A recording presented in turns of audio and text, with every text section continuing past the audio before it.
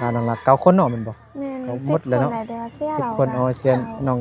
ชัวเนาะ เด้อ ยังเหลือ9คน เด้อตัวไปเหรอ คำน้อยเฮ็ดหยังเหรอ เดียว ไปเหี่ยวไปเบ้าคนน้อยหินลายเบิ่งน้องละแต้ม เด็กหน่อย เอาหดน้ำลายเต็มไว้ ดู คันบ่มีบ่อนซึมดีแท้ถ้ามันเป็นดินเหนียว หนัง ดินเหนียวนี่มันเต็มแล้วบ่ ดูถ้ารู้มือสัก3 มือนี่ซื่อ ดูดิ ๆแม่น นี่ห้องน้ำเก่าน้อง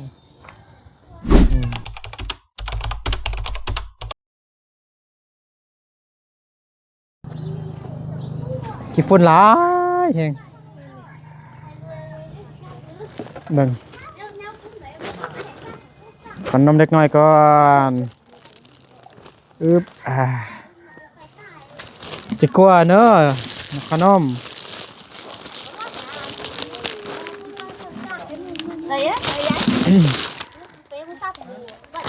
อันนี้เป็นเอื้อยของอาชวนเนอะแล้วผู้นั้นเด้น้องหรือว่าอายของอาชัวเนาะอ๋อปัวจีนั่นว่าตั้งแต่เมื่อวานนี้บ่ให้ลิ้นพายกันยังลิ้นอยู่เนาะ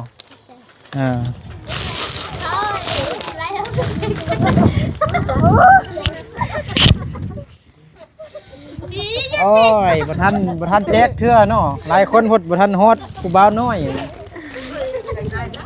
พุดก้นมา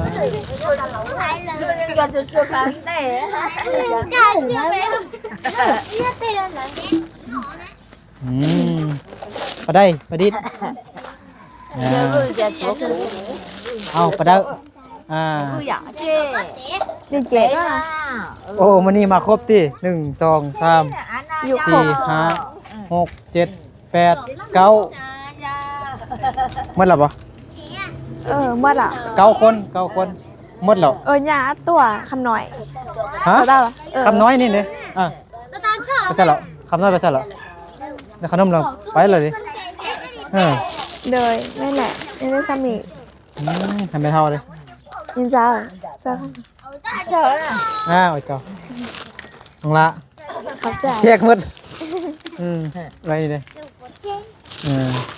พ่ออยู่บ่ไอแม่ปะดิแม่น้องละเอ้าปะดิเด้เอาน้องละน้องละเดี๋ยว ว่าจะมาแก้ บุดไปซื้ออีก เข้าใจเลย โอ้ทงนี้มันแตกแล้วเราขนมชั้นก็หรอหยอก แต่ขนมหมดทุกคนผู้ใหญ่ก็ได้ผู้น้อยก็ได้เดี๋ยวเราขนมได้สบายดีละ สบายดีพี่น้องเบิร์ดสู้ผู้สู้คนเด้อเนาะตอนนี้บ่นึกอยู่บ้านของน้องลาเนาะบ้านคิวแคมเมืองเพียงแขวงสระบุรีบ่นึกไปน้ำยาบมาก็เลยไกลบ้านมาล่วงมาหาน้องลาเลยน่าก็สิไปหาน้องปลาเย็งแล้วก็สิหาน้องปลาเย็งสิว่างอยู่บ่บอกว่างคือตัวน้องลาบ้างอยู่บ่สิช่วยแปลภาษาหาอ้ายได้ไปหาแม่เฒ่าเพิ่นนึงตอนเงินให้200,000คิดให้แม่เฒ่าอดปูย่างบ่ได้ไปบ่เป็นนั่น โดย เพิ่นเบิ่งอันคลิปเราให้เงินเขาก็สงสารก็ส่งเงินให้200,000คลิปเนาะจักหน่อยสิให้น้องลาช่วยแปลภาษามงให้ได้เนาะดินแท้เขาได้แล้วเนาะเพิ่นบอกดินเขาน่ะ ได้ละ อยู่ข้างล่างอันได้ยินน้องประยงเว้าว่าเขาได้แล้วซั่นเขาดุดกำลังปรับดินอยู่เลย เขาไปใช้ดาวดินเนี่ยได้เด้อลากับหูอยู่ไกลกันเด้ นั่งนี่บึดนึงโอ้ยเมื่อยแห้งพักผ่อนก่อน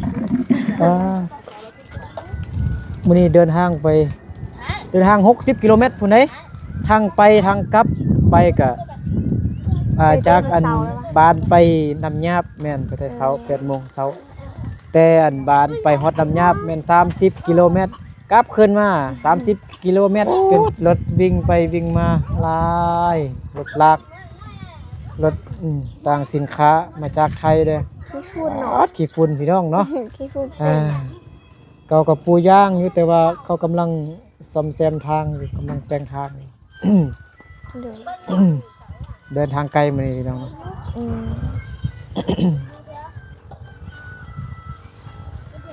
กินข้าวล่ะ ไอกับไอลี่กินอันข้าวเปียกอยู่อันบ้านเมืองเพียงหั่นนะ อ่า อยู่กรมการค้ากับอันตู้ ATM อ่ะนะ โดย มามื้อนี้ก็มีไอแบงค์อยู่อันเชียงควางฝากเงินให้น้องลาซื้อขนมกิน300,000กีบ โดยเป็นคนลาวเนาะ แม่นคนลาวผู้เบา ไอแบงค์ ไอแบงค์ โดย แบงค์ไอแบงค์ช่วยน้องลา300,000ช่วยแม่เฒ่าที่อันย่างบ่ได้ไปบ่เป็นอัน200,000กีบ โดย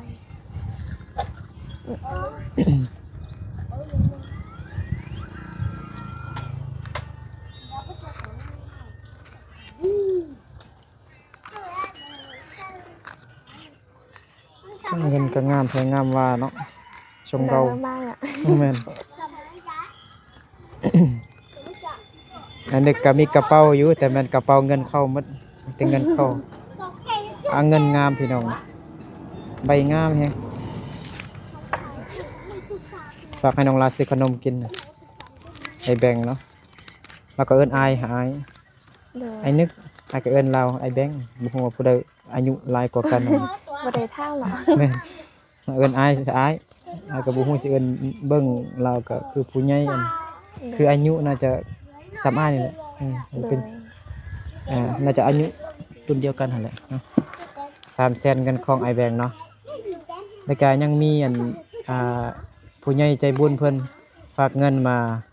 ให้น้องลาตืม500 บาทประมาณ300,000นี่แหละแต่ส่งไปให้เขาแลกเปลี่ยนให้แต่ว่าเพิ่นยังบ่ทันแลกเปลี่ยนเลย โดย มื้อนี้น่าจะบ่ทันแล้วแหละเป็นมื้ออื่นมื้อพุ่นแหละ โดย จึงเอามาให้น้องลาอีกเนาะมันทันได้แลกเทื่อมีแต่เอาเงินของไอแบงค์อยู่ FC ทางเชียงควางไอแบงค์เพิ่นก็เราก็ว่าเป็นคนมักช่วยเหลือ โดย ผู้อันลำบากมายังหั่นนะช่วยเด็กน้อยหยังต่างๆนั่นล่ะ ขอบใจแบงค์ไล่เด้อ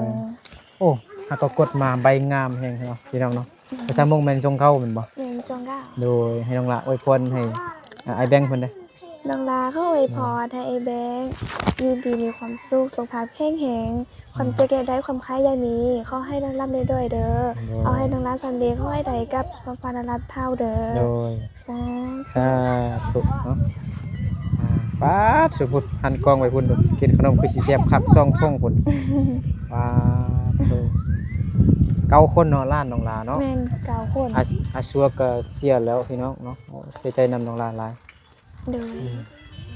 เงินของน้องอาชัวอยู่พุ่นหันกล้องไว้พุ่นเงินของน้องอาชัวผู้ที่เสียพี่น้องเนาะล้านของน้องลาเบิดล้านน้องลามีหลายคนหน้าตาคล้ายๆคือกันนี่อันนี้เป็นอายของอาชัวผู้ใส่เสื้อแขนสั้นลายๆ นั่งกินขนมคักแท้ ทานนั่งกินขนม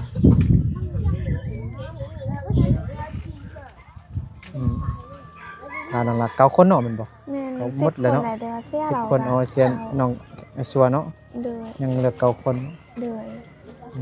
อนาคตก็สิมีอีกเนาะ มี เลยอายน้องลาสิ แมน เอาอันลูกอีกก็ กับบุหัว เพิ่มสมาชิกขึ้น แม่น กระมวลเนาะหลายคนลานมวนได้ยินเสียงลาน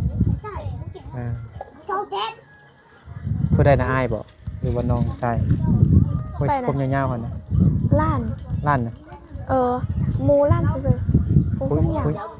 ผู้ซื้อสลายในหมูล้าน อ่า ผู้สีฟ้าในล้าน น้องลากินข้าวแล้วนะ กินเลย กินหยังคนสวยนะ น้องล้านน่ะกินมี กินมี เดย เอาเงินให้น้องลาซื้อมีกินแล้ววันนี้ เดยมื้อนี้มีลมเนาะ แม่นลม ได้ถอนมีลมไปนี่มากะบ่ถอนปานนั้นล่ะ อยู่เงินมาของน้องประยงคือสิ เย็น ลมแม่นลมเย็นกว่านี้อีกวิวสวยอยู่ แม่น บ้านมาของน้องประ แค่ โยค บานอยู่เที่ยวนี้บ่เลยเนาะ มันเห็นเบิดน้องลาบ่ได้ขึ้นไปเทื่อติ บ่ได้ขึ้นไปเลย ลองขึ้นไปลินเบิ่งงามแม่ง เห็นห ห น้า น้าสิไปเบิ่งอยู่บ่นะนกงานนกไปลงปันนี้อยู่ไกลกันอีก มีกีตาร์นี่ขึ้นไปลินกีตาร์ห้องเพลงถั่วก่อไฟใหญ่ๆแล้วก็ตอนอันกลางคืนหั่นนะตอนแรงๆว่าแรงจังน้อยเนี่ยมีผู้บ่าวผู้สาวมาสุดยอดเลยมีลมพัดมา แม่น เบาๆต้องเฮ็ดเงินให้มันแข็งแรงจังน้อยได้เนาะ แม่นแหละ อยู่ มีลม สูง เด้ แม่นเวลาลมพายุมาลมแห้งมามันปลอดภัยผู้ใหญ่ใจบุญเพิ่นก็ FC หลายคนก็ให้น้องประยงค่ะเนี่ยก็เฮ็ดเงินปูนว่าซั่น เออ เงินปูนเงินก่อจึงแข็งแรงว่าซั่นเนาะเดี๋ยว อันนี้ก็แล้วแต่ผู้ใหญ่เพิ่นแหละเนาะ เดี๋ยว น้องให้น้องประยงเฮ็ดเองนี่คือสิโอหลายปีเด้จึง ไล่ ได้เงินปูนเงินก่อให้น้องประยงเฮ็ดก็มีแต่น้องประยงสิเฮ็ดเงิน เพื่อน มุงหญ้าก่อนแหละ ได้ดีเท่าไหร่เพราะว่า สังกะสีมุงหญ้า ถ้า ก่อน มี แหละ ยอดนี่มันก็บ่ยากถ้าบ่มียอดนี่ยากคักแหล้วถ้า แม่น สิว่าจะได้เงินครั้งนึง แม่น ชั่วโมงยากก็ต้องไป2ยากก่อนสิได้อะไร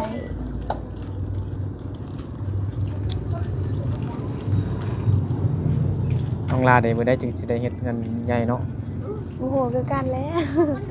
แต่น้องลาบ่ได้อยู่นี่แล้ว อยู่นำแฟนนำผัวแล้วเนาะกันเอาผัวอนาคตเนาะแม่นบ่ แม่น ต้องลง น่าจะอยู่ ต้องลงเฮือนอยู่นำผัวนั่นบ่ แม่นคนโพงเฮาถ้าเป็นผู้หญิงเนี่ยดอกลูกสาวนี่เอาผัวได้ไปอยู่นำผัวถ้าเป็นลูกชายนี่เมียต้องอยู่นำผัว แม่น เอามาเลี้ยงพ่อแม่ แม่นน้องลาก็ต้องได้เลี้ยงแม่ย่าพุ่นเด้อเนาะ แม่น แม่นี่ก็เลี้ยงอยู่แต่ว่า แม่ โดนๆเนาะ แม่นโดนมาเบิ่งเพื่อซื่อ แต่ต้องเลี้ยงในเทนเลี้ยงแม่ย่าพุ่นเนาะ ๆเลยแม่น แม่ของผัวปู่แม่ย่า แม่น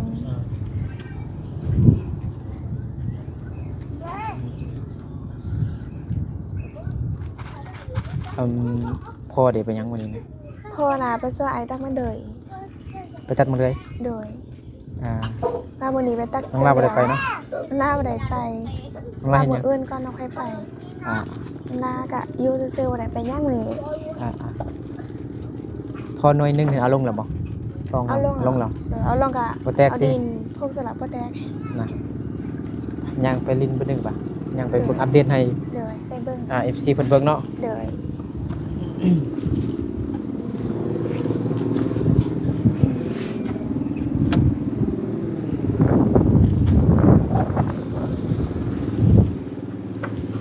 บ้ารถหลายแฮง แม่นตัวไปเหรอ คำน้อยเฮ็ดหยังเหรอ เดียว ไปเหี่ยวไปเบ้าใส่ ไป มัน เบ้า คำน้อยดูเนาะ บ่ได้เมียนซะ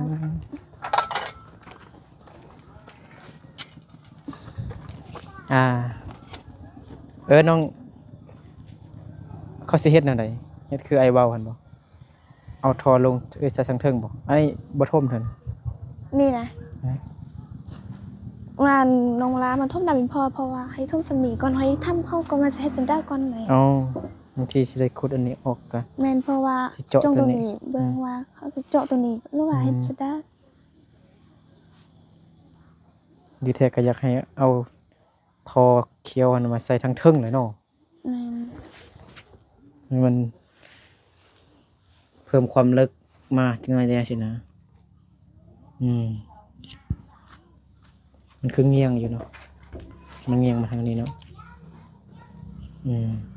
ดูดไว้ เดี๋ยวลงไปขึ้นบ่ได้เนาะน้องลาเนาะ ช่วยหน่อยได้เด้ น้องลาขึ้นได้บ่ บ่ถ้ามีไม้ขึ้นมาเนี่ยพอได้อยู่ แข็งแห้งอยู่เนาะก็มีไม้แต่เอาไม้ลง เด้อ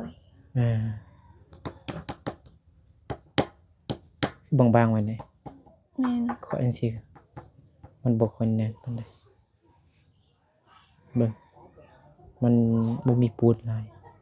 ก็ใส่ปูนน้อยหินหลาย เบิ่งน้องลาแต้ม เด็กหน่อย ล้าน ตัวมันยังก่อน ล้านนี่มา ตัว เตะ ปลา เล่น น่ะ สุด รูปตัวปลาบ่นี่นี่เป็นหางปลา ๆตัวปลา หัวมันจะเป็นอีหยัง จระเข้ คือรถมีปิดแล้วเนาะ ปิด นี่8โทเบิ่งละซีเนาะ แม่นแบบสิ โอ้บ่เต็มง่ายหรอกน้องละ แม่น 10 แหละ ปีพุ่นน่ะจึงเต็มบ่ แม่นแต่บอนดี มันน่าจะซึมดีเพราะว่า ซึมนำ ใส่ แม่น บ่ให้ว่าอัน ซึมตัวนี้นะ แม่นใส่หินเฮหั่นแล้ว แม่น มันจะซึมดีมันบ่เต็มง่ายส่วนหลายมันจะเต็มจนมันน้ำหั่นแหละเฮาหดน้ำลายเต็มไว้ ดู คันบ่มีบ่อนซึมดีแท้ถ้ามันเป็นดินเหนียว ดู ดินเหนียวนี่มันจะนั่นแหละมันมีหินใครเด้มีหิน จะมี อ่อน ดิ ๆ น หั่น เหนี นะ ยวอยู่ หิน ก็ตรง อ่อน นี้ ๆโอ้คันดินเหนียวยันแต่มันบ่ซึมดีแล้วมันจะเต็มไว้ อืม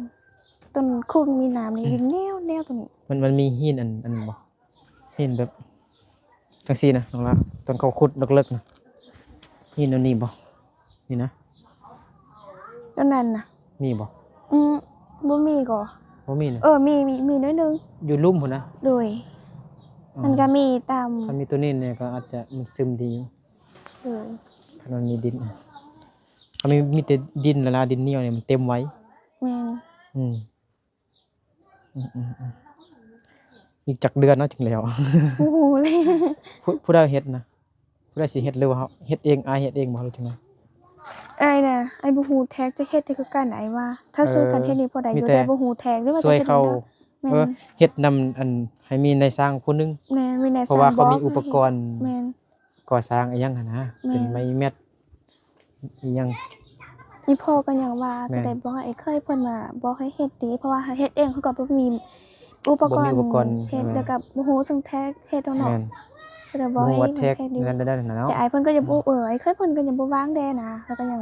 บ่เฮ็ดอะไรพ่อก็เลยมื้อนี้บ่อยู่ให้หมู่อื่นก่อน เราอันอายน้องรามมีแต่อันนั้นเนาะขับรถเป็นเนาะอายผู้ที่เว้าบ่ได้เนาะ แม่น พ่อของน้องอาชัวเนาะ เลย อันนี้เฮ็ดมื้อเช้านี่บ่อันนี้ท่มนี่ ว่ามื้อวานน่ะ เมื่อวานบ่น้องลาก็เร่งด่วนที่สุดเนาะอยาก ก็ ใส่ อ ข ยา อง กเล่นให้มันเลี้ยวไว้ อันนั้นบ่เต็มติอันเก่า นั่น น่ะ น่ะ เต็มแล้วบ่ ดูถ้ารู้มือ2-3มื้อนี่ซื่อ ดูนี่ ๆแม่น นี่ห้องน้ำเก่าน้อง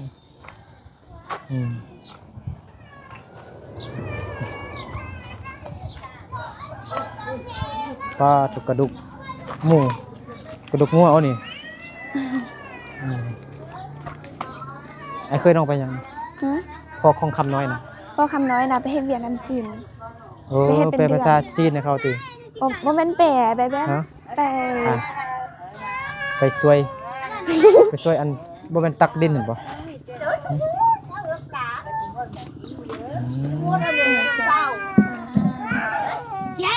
แบบ ยังให้เหรอเกี้ยเก็บขี้เหงื่อได้น้อย เคยคิดเนี้ย ไป แบบเพิ่นก็แบบเปกับแม่นแท้แน่แต่ว่าเพิ่นก็บ่ฮู้ภาษาจีนปานใดเลย แม่ ค น้อง นจีน ลา ปาน สบายดีเด้อแม่น้องลาสบายดีเด้อ สบายดี สบายดีลมกับลูกสาวแม่นบ่ แม่นลูกสาว ให้ลูกเขา โดย อ่า อยู่นำกันนี่มันก็บ่อยู่นำกันด้วยนี่ แม่นลูกสาวกกเอ้ยกกแม่นบ่ บ่ยังบ่แม่นผู้กองเทื่อ บอกคนนี้นะบ่แม่นผู้กกบ่ บ่ อยู่ติดกับแม่นะ บ่ บ่แม่น ยังบ่แม่นผู้กองเทื่อ ผู้กอง ผู้ก็ ใส่ อยู่เอาผู้อยู่นำปุ๋ยนั่น มีเอ้ยกกอยู่เนาะ เลยอันนี้ผู้ที่ มีจักคนก่อน สามผู้ที่สอง ผู้หญิงนะ ผู้หญิง4 5 สี่คน 5กับน้องละ หากับน้องลาบ่ เด้อ ผู้ชายเด้อ มันใส่4ผู้ชายกับซี่ เลย เป็น9คน แม่นเก้า อ๋อ คน 9คนโอ้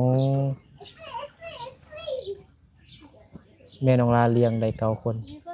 แล้วน้องลาสิเลี้ยงพ่อแม่ได้อยู่บ่ 2คนน่ะเลี้ยงพ่อ น้องลาก็ยังว่าเราเอา ครอบครัว สมัยนั้นพ่อแม่ก็แกล้งเนาะเรียกเก้าคนยังรอได้สมัยนี้เนี่ย1คน2คนคือก็จะบ่รอแล้ว เขาตะกี้เขาเฮ็ดให้ ไล่เนาะแล้วก็ เขา ดิน ดูมัน แด น่ะ ง ขยัน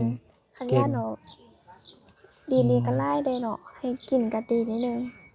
ในสมัยนี้เนาะโอ้ยบ่ร้อนอ่ะขนมซื่อๆดูสมัยนี้ สบายนี้มีลูกมาแล้วก็ใหญ่มานิดนึงพอกินขนมแล้วก็ไปห้างตลอดนั่นเนาะ แม่น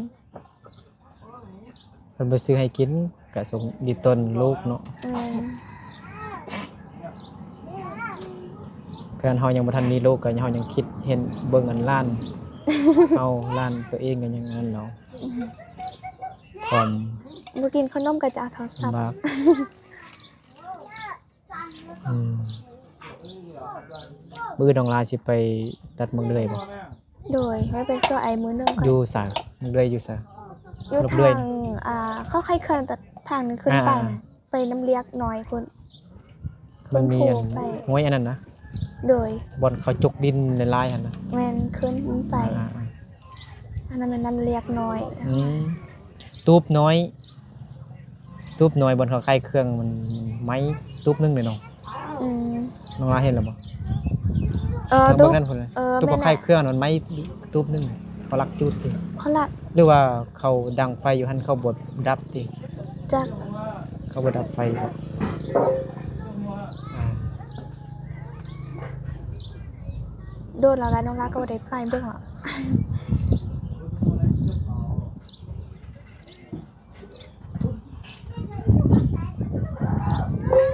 อ่าเห็น FC ทักมาบ่เห็น FC ทักมาบ่ซาลีสบายดีซาลีสบายดีซาลี โดยสบายดี บ่ได้เคยสิเมื่อยคักเทื่องเนาะบ่เบลอจักหน่อยนะเดินทางไกลตลอดไปทุกมื้อเนาะ FC หลายคนก็ทักหาบ่นึก อือ ทักหาบ่นึกว่าไปถ่ายคลิปทุกมื้อบ่นึกไปทุกมื้อ ไปทุก บ่ไปก็ FC สิคิดฮอดต้องได้ลงทุกมื้อคันบ่ลงแล้วก็ FC เซตมาบอกแล้วเอาคือบ่ลงคลิปคือบ่เห็นคลิปนะก็เป้ได้ไปถ่ายให้ FC เพิ่นเบิ่งวิถีชีวิตของสาวๆสาวลาวส่วนหลายก็มีแต่ผู้สาวมง สาวลาวนี่ส่วนหลายเขาอายหรือจังใดบ่ฮู้ เออ บ่อยากสัมภาษณ์มีส่วนน้อย โดย สาวมงนี่บางทีก็บ่นึกจนลืมเบิ่งบางคนนี่บ่คือผู้สาวมงผู้สาวลาวลุ่มถามแล้วผู้สาวมง บางคนนี่บ่คือโฮงก็ แม่นหน้าตาบ่คือมงเนาะ บางคนบ่คือ แล้วอันผู้สาวลาวลุ่มบางคนนี่ก็คือผู้สาวมงบางคน อืม อ่าไอ้ไผ่ไม่ได้น้องลา500ซื้อขนมให้เด็กน้อยเด้อ โดย 500ให้น้องลา โดย 300,000ไปนี่แหละฝากมา1,000เมื่อกี้เอาโอนมามื้อเช้าเมื่อกี้นี่ อืม เราบ่ทันแลกก็ส่งไปให้เขาแต่เขายังบ่ทันโอนเงินเก็บมาให้น้องลาเป็นจังไดซื่นใจขึ้นแล้วบ่ สนใจในเรื่องแล้วล่ะบ่ไปก็เพิ่นก็ไปแล้วก็ ทำใจ อืม สู้ต่อไป สุดต่อไปงูสาวมงบ่ บ่ บ่เป็น บ่แม่นอันนี้เป็นคนดนติ้ว สาวดอนติวบ่ เด้อ สาวลือเนาะ เซาหรือ สาวลือสาวยวนเนาะ แม่น อืมแจ้งนี่บ่บ่ฮู้ว่าสิเฮ็ดกิจกรรมไปหยังน้องล่ะ น้องล่ะสิเฮ็ดเวียกหยังบ่ นางร้าน่ะ อืม ตอนนี้ก็บ่มีอย่างยังเทื่อแต่ตอนข้ามไปนางร้าสิแต่งกินเอาซื่อ อ่า อุ้ยพูดหน่อย กินขนม 2-3 ทงบ่อิ่มสิตีมาแล้วบัดนี้ มายัดแย่งกินเด้อ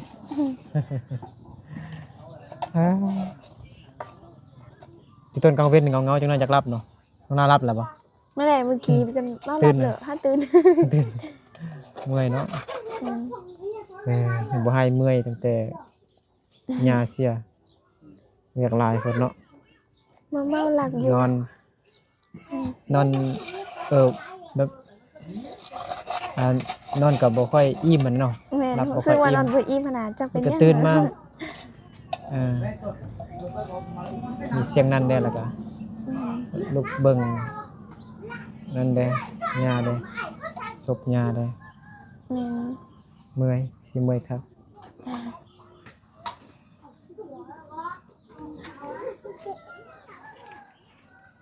เช้าลีก็อยากหลับเนาะ